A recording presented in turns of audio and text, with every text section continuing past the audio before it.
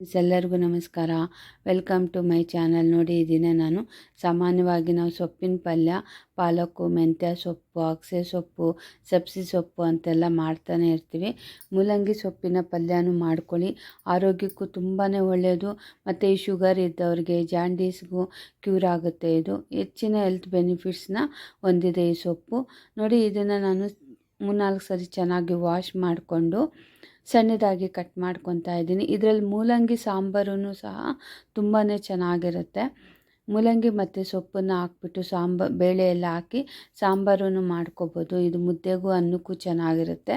ಈ ಪಲ್ಯ ಚಪಾತಿಗೆ ಅನ್ನಕ್ಕೂ ಸಹ ತುಂಬ ಚೆನ್ನಾಗಿರುತ್ತೆ. ಇದಕ್ಕೆ ನಾನು ಒಂದು ಈರುಳ್ಳಿನ ಕಟ್ ಮಾಡ್ಕೊತಾ ಇದ್ದೀನಿ, ಹಸಿಮೆಣಸಿನ್ಕಾಯಿ, ಕರಿಬೇವು ಸೊಪ್ಪು ಮತ್ತು ಸಣ್ಣದಾಗಿ ಬೆಳ್ಳುಳ್ಳಿನ ಸಹ ಕಟ್ ಮಾಡಿಕೊಂಡು ಸ್ವಲ್ಪ ಆಯಿಲ್ ಹಾಕ್ಕೊಂಡು ಸಾಸಿವೆ, ಜೀರಿಗೆ, ಉದ್ದಿನಬೇಳೆ, ಕಡಲೆಬೇಳೆ, ಕರಿಬೇವು ಸೊಪ್ಪು ಮತ್ತು ಈರುಳ್ಳಿ, ಬೆಳ್ಳುಳ್ಳಿನ ಇಷ್ಟನ್ನು ಹಾಕ್ಕೊಂಡು ಫ್ರೈ ಮಾಡ್ಕೊತಾ ಇದ್ದೀನಿ.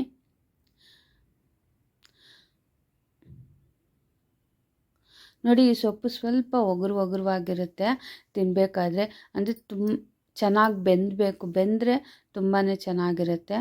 ನೋಡಿ, ಈ ಸೊಪ್ಪನ್ನ ಬೇಯಿಸ್ಬೇಕಾದ್ರೆ ನೀರೇನು ಹಾಕಕ್ಕೆ ಹೋಗಬೇಡಿ.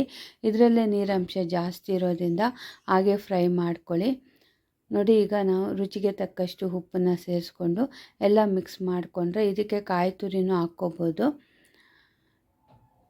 ನೋಡಿ, ಈಗ ಮೂಲಂಗಿ ಸೊಪ್ಪಿನ ಪಲ್ಯ ರೆಡಿ ಆಯಿತು.